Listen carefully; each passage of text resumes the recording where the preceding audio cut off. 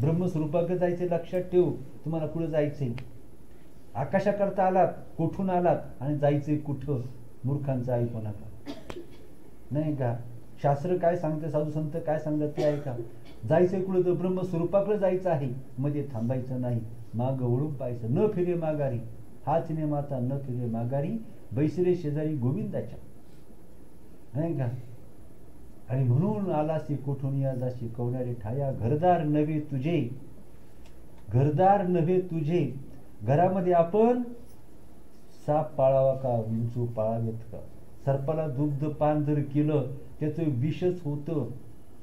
सर्पाला दुग्ध पान केलं त्याचं विष होतं, नाही का?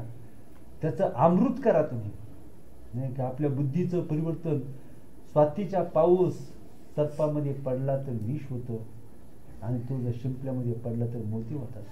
आपली बुद्धी सर्पबुद्धी करू नका, तर शिंपल्यासारखी बुद्धी करा. म्हणजे ह्या विचाराची आपल्याला मोती तयार होते ना आपल्या चित्तामध्ये. विष तयार होणार नाही. शास्त्र श्रवण केलं त्याच्यापासून विष तयार झालं. ते विष काय करतं? मारण्याचंच काम करतं. विष पाजून कोणी जिवंत झाला का? विष देऊन कोणाची रोगाची निवृत्ती झाली का? अमृत देऊन कोण मरतो? अमृत घेऊन कोणता रोग शिल्लक राहतो? हा फरक आहे. आणि म्हणून लक्षात ठेवा, शास्त्र काय सांगते, ज्ञान काय सांगते. म्हणून चित्त कुठं लावायचं? आयुष्याची बरबादी होते. शास्त्राच्या विरुद्ध वागलो की आयुष्याचा नाश होतो, आणि मग केवळ आक्रंदन, दुःख, नाही का?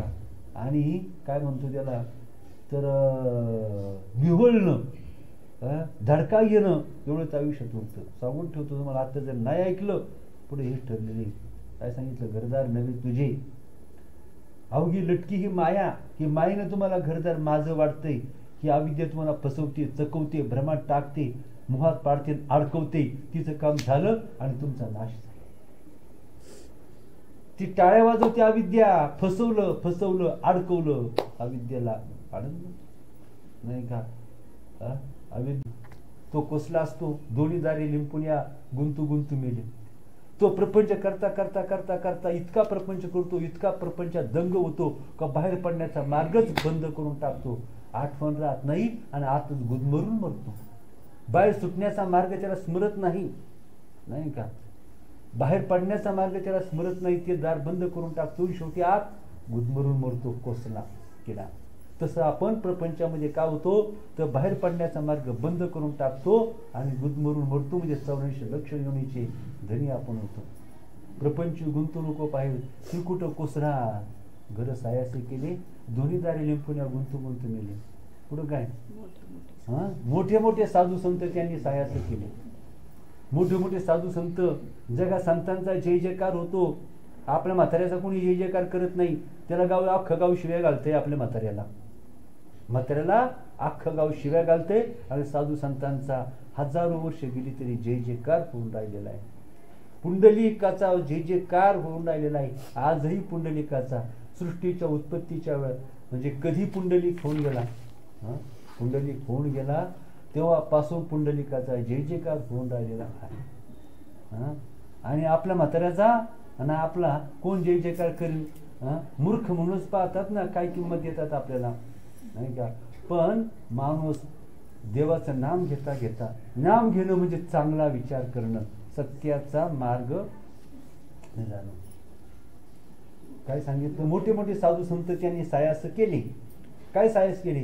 प्रपंची असताना मन नाही गोविले. प्रपंचात त्यांनी मन कधीच, प्रपंचात केला करीत असताना त्यांनी कधी संसारात आसक्त झाले नाही, नाही का? प्रपंच असताना गोविले. पुढे काय?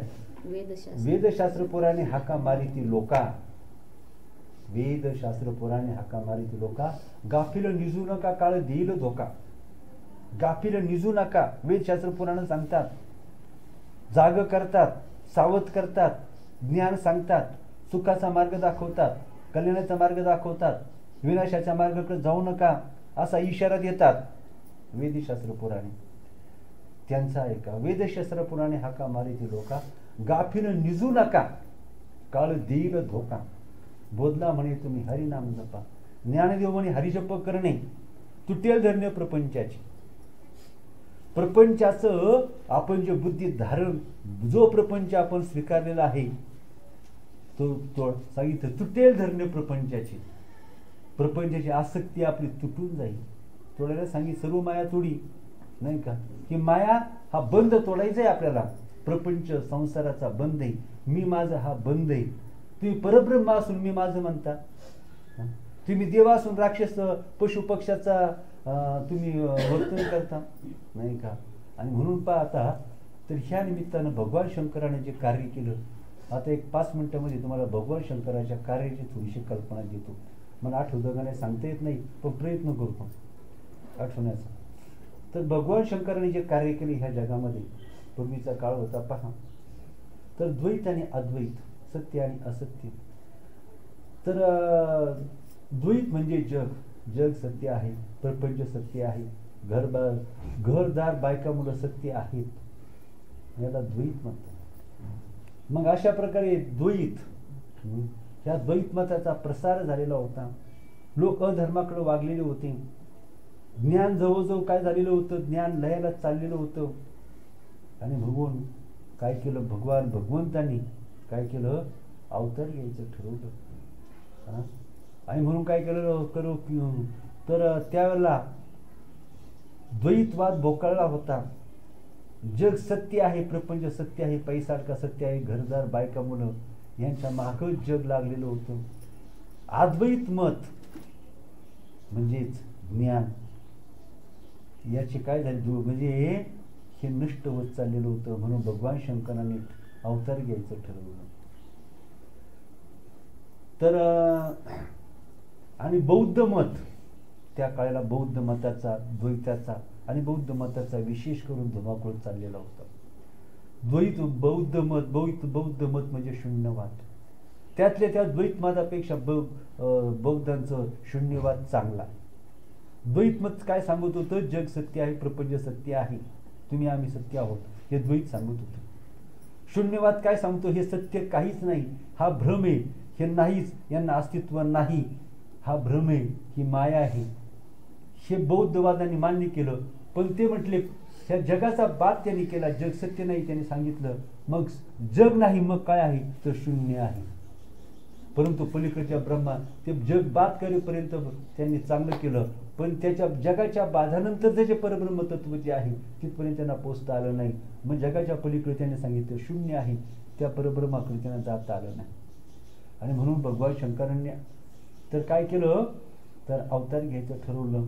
त्या काळामध्ये जवळजवळ उत्तर प्रदेशामध्ये तर एक शिवगुरु नावाचा एक सज्जन होता. शिवगुरु नावाचा, आर्यंबा नावाची त्याची पत्नी होती. त्यांना पुत्र नव्हता. त्यांनी देवाजवळ प्रार्थना केली, तपश्चर्या दोघांनी केली आणि पुत्र व्हावा अशी देवाला प्रार्थना केली. देव प्रसन्न झाले. देवाने तुला विचारलं, देवाने विचारलं त्यांना, तुम्हाला पुत्र कसा पाहिजे, शतायुष्य पाहिजे का अल्पायुष्य पाहिजे? शतायुष्य पाहिजे असेल तर तो शहाण मूर्ख असेल, फार बुद्धिमान असणार नाही. शतायुष्य असेल तर तो फार बुद्धिमान असणार नाही. आणि अल्पायुष्य पाहिजे असेल, तुम्हाला बुद्धिमान पुत्र हवा असेल तर तो अल्पायुष्य असेल, नाही का? आणि आयुष्यवान पाहिजे असेल तर तो फार बुद्धिमान असणार नाही.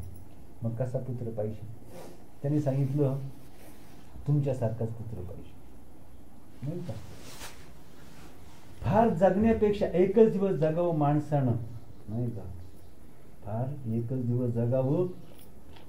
बकरीसारखं 1000 वर्ष जगण्यापेक्षा वाघासारखं एकच दिवस जगावं. आणि म्हणून मग त्यांनी काय केलं, तर त्यांना पुत्र झाला. आणि तो शंकराचाच अवतार होता. त्यांच्या पोटी भगवान शंकरानं, त्यांची अपेक्षा होती का तुमच्यासारखा पुत्र व्हावा.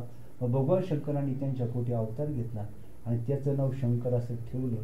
आणि तो जन्मजात आता साक्षात भगवान शंकराचा अवतार असल्यामुळं जन्मापासून त्याला आत्मतत्वाची ओढ होती, आत्मज्ञानाची ओढ होती. आणि म्हणून त्यांनी काय केलं, लगेच थोडं थोडं कळू लागलं. आणि तो मुलगा अल्पवयातच आत्मतत्वामध्ये घडून जायचा, त्या विचारामध्ये घडून जायचा. सांसारिक विचार त्याला आवडत नसत आणि त्याला संन्यास प्रिय वाटू लागला. उपजत ओढ होती. संन्यास संसार त्याला अजिबात आवडत नव्हता. संन्यास अतिशय प्रिय त्याला वाटू लागला. आणि मग त्यानं आपले योग मार्गाचा अभ्यास केला. गोविंद यती म्हणून त्यांना गुरु मिळाले. त्यांच्याकडून त्यांनी शंकराचार्यांनी, ते शंकराचार्य, तो पुत्र म्हणजेच शंकराचार्य. आणि मग त्यांनी काय केलं, त्या शंकराचार्यांनी तर गोविंद यती नावाचे श्री गुरु होते, त्यांच्याकडून योगशास्त्र शिकून घेतलं. नंतर अध्यात्मज्ञान आत्मसात करण्यासाठी गौडपादाचार्य ह्या नावाच्या गुरुंना तो शरण गेला. महातत्वज्ञ होते, आत्मज्ञानी होते, भगवत भक्त होते आणि ज्ञानी होते. शुद्ध महापुरुष होते ते गौडपादाचार्य. तर गौडपादाचार्याकडून त्यांनी काय केलं तर अनुग्रह घेतला. त्यांच्याजवळ त्यांनी बद्रिकाश्रम या ठिकाणी त्यांनी आपला वेदाभ्यास पूर्ण केला, शास्त्राचा अभ्यास केला. अध्यात्मशास्त्रामध्ये ते पारंगत झाले. चिंतन करता करता त्यांना जाणवलं का जग हे असत्य आहे. द्वैत हे असत्य आहे, जग हे असत्य आहे, हे दुःखानं भरलेलं आहे, अत्यंत अनर्थकारक आहे, याच्यापेक्षा अनर्थ दुसरा कोणता नाही. आणि म्हणून हे द्वैतरूपी जग, हे द्वैतरूपी अज्ञान, हा द्वैतरूपी राक्षस नष्ट करायचा आणि त्याच्याशिवाय स्वस्थ आता बसायचं नाही. जिकडं तिकडं ब्रह्म, अद्वैत असं ब्रह्म, एकमय, अद्वैत, प्रकाशमय आणि केवळ ब्रह्म जिथं जगाचा मागमूस सुद्धा नाही, दुःखाचा मागमूस नाही, आनंदमय अद्वैत स्वरूप, अशा ब्रह्म विचार त्यांच्या मनामध्ये, अद्वैत मत त्यांच्या बुद्धीमध्ये ठसलं. आणि ह्या कार्याला वाहून घ्यायचं त्यांनी ठरवलं. आणि म्हणून त्यांनी काय केलं, बद्रिकाश्रम या ठिकाणी गंगेमधून भगवान शंकराची मूर्ती काढली आणि तिची प्रतिष्ठापना त्या ठिकाणी केली. आणि शंकराचार्य, गौडपादाचार्याने त्यांना शंकराचार्य हे नाव दिलं आणि त्यांनी आपल्या कार्याला सुरुवात केली. आणि मग कार्य करता करता ते भ्रमंती सुरू झाली. आणि तर श्रवण कीर्तन प्रवचनाच्या माध्यमातून त्यांनी ज्ञान प्रसाराला सुरुवात केली. कार्याचं हेच होतं, अद्वैत त्याला द्वैत तत्वाचा नाश करा, समूळ उपटून काढायचं होतं, द्वैत मत समूळ उपटून काढायचं होतं. आणि अद्वैत म्हणजे ब्रह्म सत्य आहे, तेच कल्याणकारक आहे, सुखकारक आहे, अशी दिव्य अनुभूती त्यांना प्राप्त झाली होती. त्यामुळे ते पेटून उठले होते. आता जीवन सगळं वाहून घ्यायचं, विसरता क्षणी एक घडी अंतरले जोडी लक्ष लावायचे, अशा विचारांनी ते भारावलेले होते. आणि मग त्यांनी तर कार्याला सुरुवात केली, भ्रमंती केली. भारतभर भ्रमंतीला त्यांनी सुरुवात केली. त्यांनी भारतभर भ्रमंतीला त्यांनी सुरुवात केली. शंकराचार्यांनी काही शिष्य बरोबर होते आणि संन्यास धर्म त्यांनी स्वीकारला. संन्यास म्हणजे ह्या अद्वैत त्यांच्या बुद्धीवर एवढं ठसलं की प्रपंचाचा त्याग, प्रपंचाचं तोंडही पाहू नये, म्हणजे ब्रह्मस्वरूपातच वास्तव्य करणं, असा संन्यास त्यांनी स्वीकारला. आणि अद्वैत मताचा प्रचार करत करत, भ्रमंती करत शिष्यमंडळी त्यांच्या बरोबर झाली. संन्यास धर्माचा असा नियम आहे, जे पदरात पडेल त्याचं काय करायचं तर घ्यायचं. शिष्य बरोबर आले. एका ठिकाणी त्यांना चुकून काही दुष्टांनी त्यांना मद्य दिलं, भिक्षेमध्ये मद्य दिलं. शंकराचार्याने ते मद्यही घेतलं. संन्यास मद्यही घेतलं, त्यांनी सेवन केलं, मद्य सेवन केलं. पण त्यांचे 4 शिष्य होते, त्या 4 शिष्यांनी मद्य मात्र घेतलं नाही, बाकी शिष्यांनी मद्य घेतलं. पुढे त्यांची भ्रमंती सुरू असताना एका ठिकाणी आले, कासाराच्या दुकानापुढे आले. तो काचेची वस्तू तो बनवित होता, काचेचा रस उकळत होता, दुष्ट विचाराचा होता. शंकराचार्यांनी भिक्षा मागितली तर असा कडक असणारा, उष्ण असणारा काचेचा रस त्यांनी शंकराचार्यांच्या हातावर ओतला. काय स्थिती झाली असेल, शंकराचार्यांच्या हातावर काचेचा उष्ण उकळता रस ते ओतला. शंकराचार्यांचा घाटाघट पिऊन टाकला. स्थिती आहे. मग मात्र तो माणूस ज्यानं तो रस, तो काळवणला, थरथर कापू लागला, घाबरला. हा सामान्य माणूस नाही, आपण काय करून बसलो. आणि म्हणून भयंकर दुःखाचा आवेग त्याला आला, गडबडा डोळू लागला. क्षमा मागितली त्यानं शंकराचार्य. त्यावेळेस त्यांचे बाकी शिष्य जे होते ती शिष्य पळूनच गेले, फक्त 4 शिष्य त्यांच्या जवळ राहिले. आणि मग पुढं तर कार्य करताना त्यांना जाणवलं, त्या ठिकाणी एक ज्ञानी महापुरुष द्वैत मताचा प्रसार करीत आणि प्रपंच सत्य आहे, जग सत्य आहे. प्रपंच आनंदानं करावा, पैसा मिळवावा, मुलाबाळांना सुखात ठेवावं, आनंदात करावं, आनंद करावा, हे द्वैत मत आणि संन्यासाचा धिक्कार तो करत होता. गृहस्थाश्रमाचा पुरस्कार करत होता, संन्यासाचा धिक्कार करत होता. अद्वैत मताला तो काय करत होता, तर भयंकर त्याची टीका करत होता अद्वैत मतावर, आणि द्वैत मताचा प्रसार करत होता. तरी एक फार मोठं असं एक प्रचंड अडसर त्यांना प्राप्त झाला. याचा काटा काढणं गरजेचं होतं. जसा ज्ञानेश्वर महाराजांना चांगदेवाचा काटा काढायचा होता, त्याने योगापुढं परमार्थ शास्त्र, परमार्थ आत्मज्ञान तुच्छ ठरवलं होतं, योगालाच प्राधान्य दिलं होतं. योगच काय तो सर्वश्रेष्ठ आहे अशा मताचा पुरस्कार करीत होता. तसा हाच द्वैत मताचा प्रसार करत होता, संन्यासाचा धिक्कार करीत होता आणि आत्मज्ञान मानत नव्हता. तर याचा काटा काढणं गरजेचं होतं. त्याचं नाव होतं मंडन मिश्रा. त्याचं नाव होतं, द्वैत मताचा कट्टर पुरस्कर्ता होता तो, नाही का, जग सत्य मानत होता तो, आणि त्याचा काटा काढणं गरजेचं होतं. शंकराचार्य त्या गावात आले, दोघांची गाठ भेट झाली. शंकराचार्याने सांगितलं, हे पाय म्हणे, आता तू तुझ्या विचार सांग, मी माझे विचार सांगतो. तुझ्या विचाराचं मी खंडन जर केलं आणि माझ्या विचाराचं जर तू खंडन केलं, तुझ्या विचाराचं मी खंडन करतो, तुला पराभूत करतो.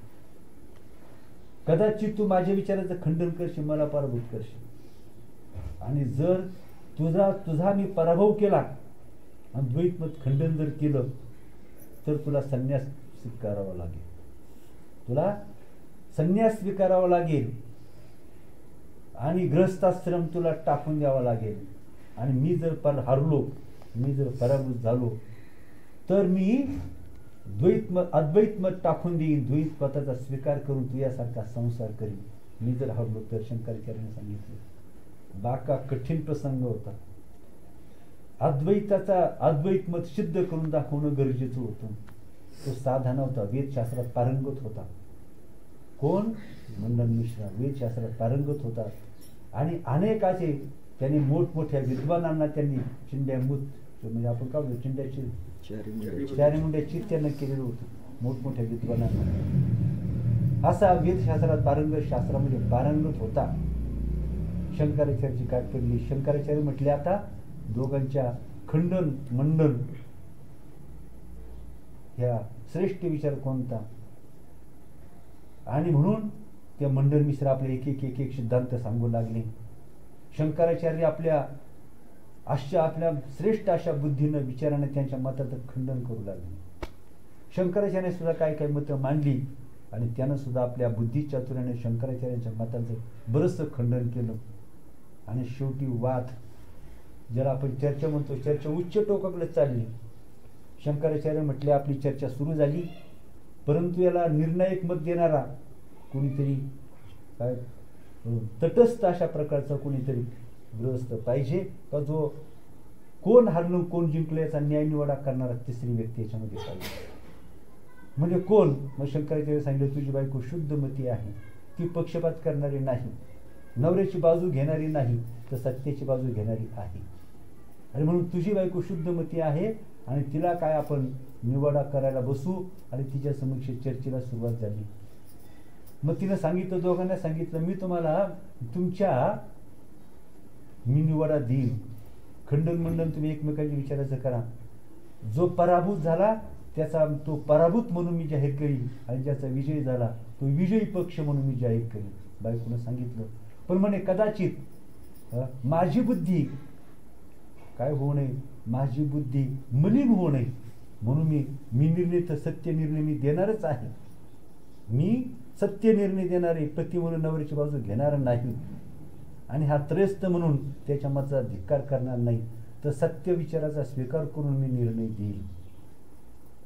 आणि म्हणून तिने सांगितलं, का मी तुम्हा दोघांना फुलांच्या 2 माळा देते, तर माझा निर्णय, तर पहा 2 फुलांच्या, ज्याची आधी माळ सुकेल त्याचा पराभव झाला, ज्याची माळ सुकणार नाही, टवटवीत राहील, त्याचा विजय. आणि मी निर्णय तसा देईल, आणि माझ्या निर्णयाला या फुलांची माळा साक्ष देते. मी सांगितलं, पराभूत अमुक झाला, त्याची माळ सुकलेली असेल. मी सांगितलं, तुझा विजय झाला, त्याची माळ टवटवीत असेल. आणि म्हणून काय झालं, चर्चा वरच्या टोकाला चालली, चर्चा वाढत वाढत चालली होती. शंकराचार्य आपल्या अगदी अद्वैत मतांचा काय करत होते, पुरस्कार जोरात पुरस्कार करीत होते. हळूहळू मंडन मिश्रा काळ वंडत चालला. शंकराचार्यांच्या प्रश्नाची उत्तरे त्याला देता येणार, त्यांच्या विचाराचं खंडन करता येणार, पुढे आपल्या विचार त्याला प्रभावी विचार त्याला मांडता येणार. आणि शेवटी काय झालं तर तो हरला, त्याची माळ सुटली. त्याच्या बायकोनं निर्णय दिला, शंकराचार्यांचा विजय झाला, मंडन मिश्राचा पराभव झाला. अद्वैत सत्य आहे असं तिने जाहीर करून टाकलं. परंतु ती म्हणे मी मंडन मिश्राची बायको आहे. तू मंडन मिश्राचा पराभव केला, आता तो निर्णय संपला.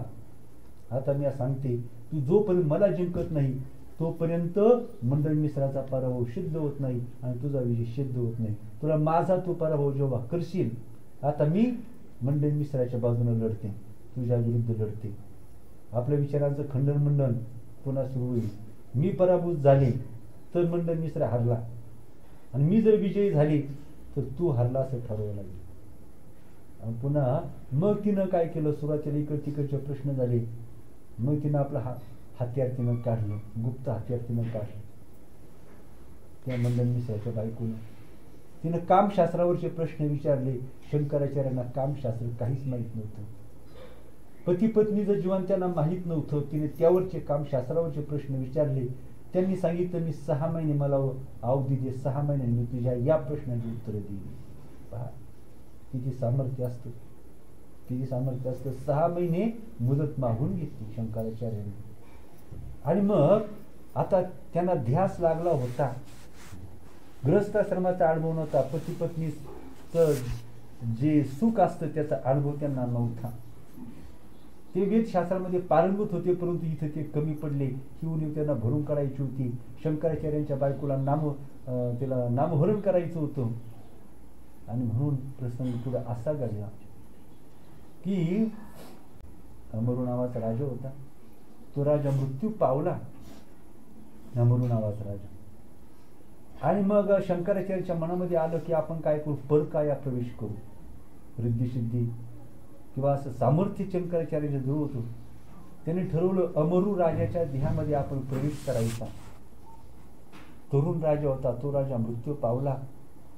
सगळे त्याच्या अंत्यविधीची तयारी चालू होती.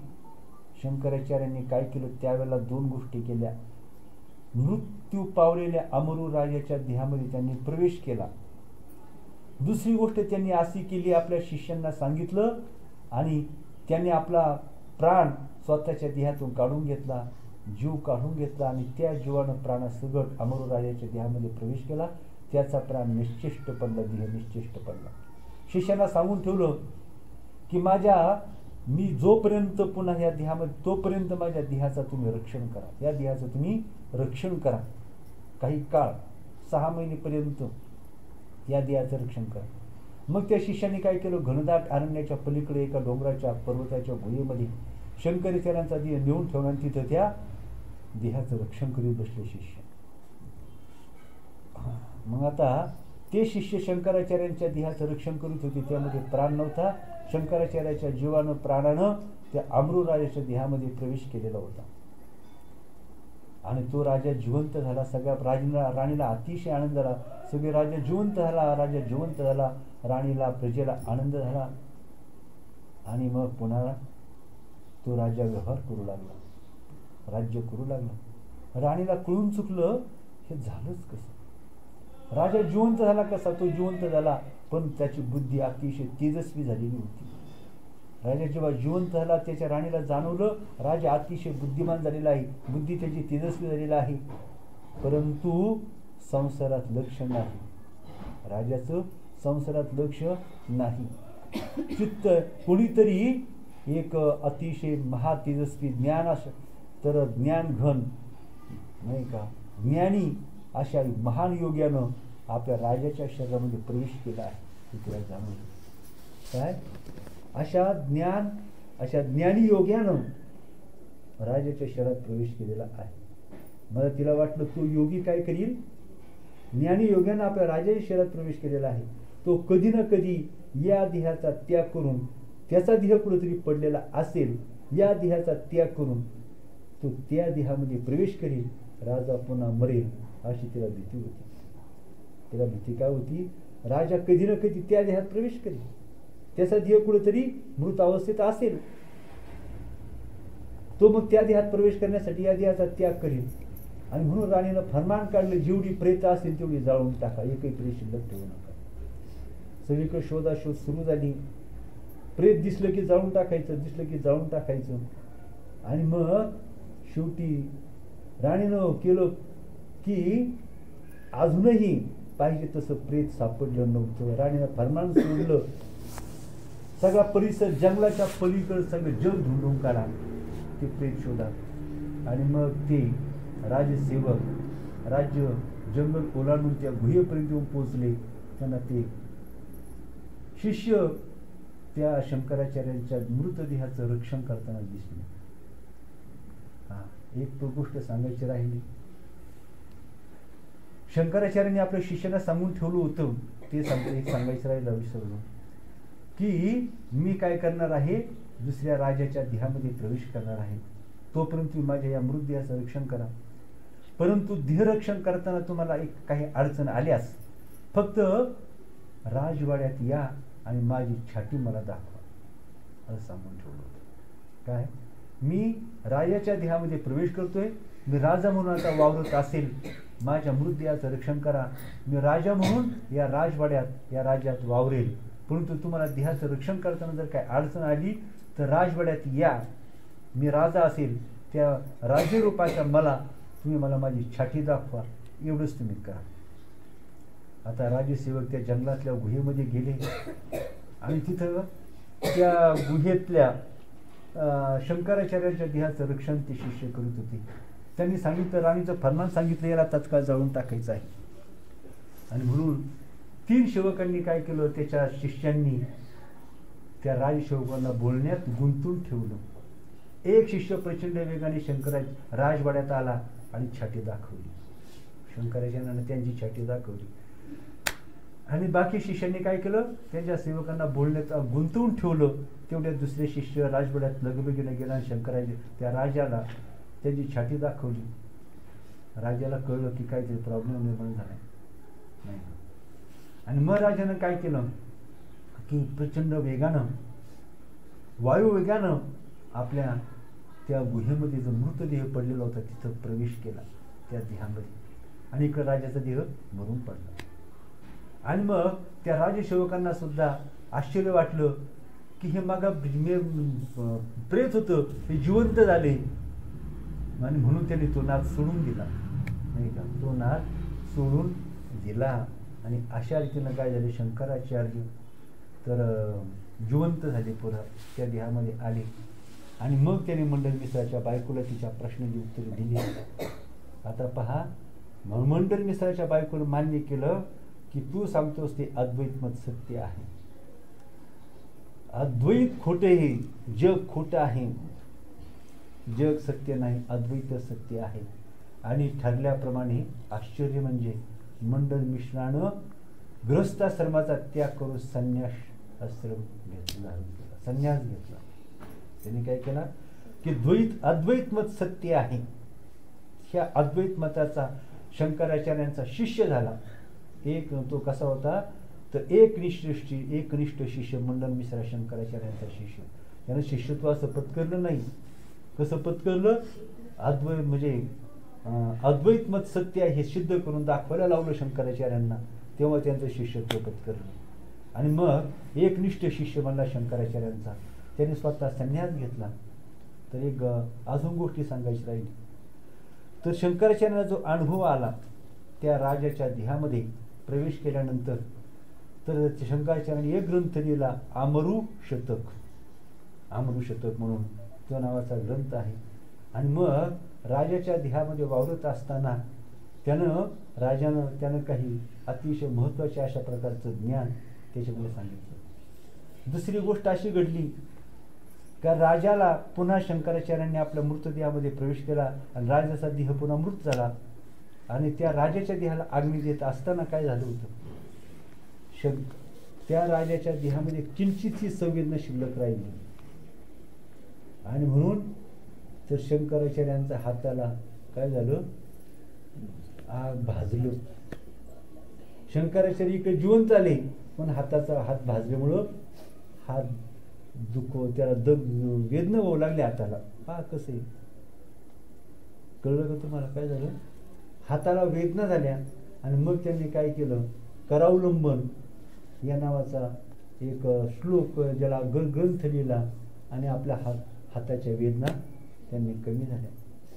आणि शंकराचार्यांनी आपलं मंडन मिश्रांनी अद्वैत मत स्वीकारलं आणि सुरेश्वराचार्य म्हणून नाव धारण केलं. संन्यास धर्म स्वीकारला.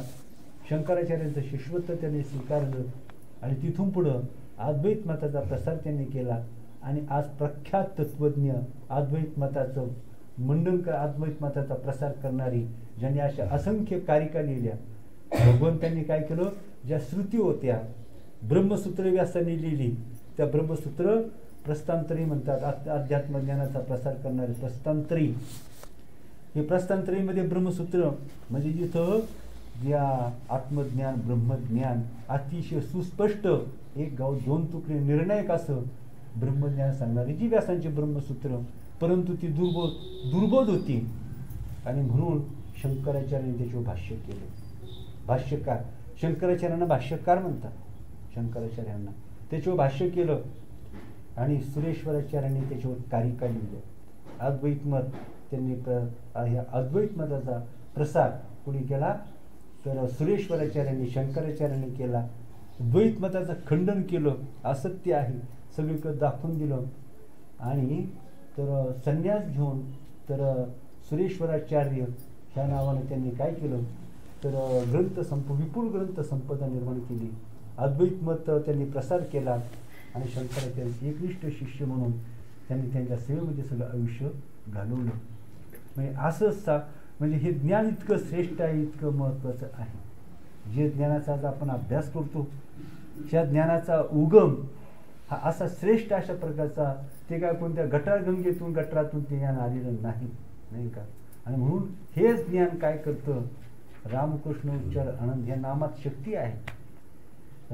अनुग्रह, प्रबोध आणि विचार ह्या तीन गोष्टी महत्त्वाच्या आहेत. म्हणून इथं विचारानंच काय करायचं आहे, सार काय आसार काय, आयुष्याचं सार्थक करायचे नाही का. आणि केवळ ज्ञानच तुमचं कल्याण करणार आहे. ज्ञानच तुम्हाला इथं आपल्याला जीवाचं शिव करायचे, जीवदशा टाकायची आणि शिवदशाही टाकायची आणि आपल्या ब्रह्मस्वरूपाशी ऐक्य करून घ्यायचं आहे. जीवदशा, जीव म्हणजे अल्पज्ञ दुःखरूप. जीव असा अल्पज्ञ आहे, दुःखरूप आहे. 84 लाख योनीमध्ये त्याला भ्रमंती करावी लागतो, जन्म मरणामध्ये त्याला फिरावं लागतं तो जीव. आणि तो शिव होतो म्हणजे सर्वज्ञ होतो, सर्वशक्तिमान होतो. स्वरूपाचं त्याला आवरण कधीच नाही. शिवाला स्वरूपाचं आवरण त्याला कधीच नाही.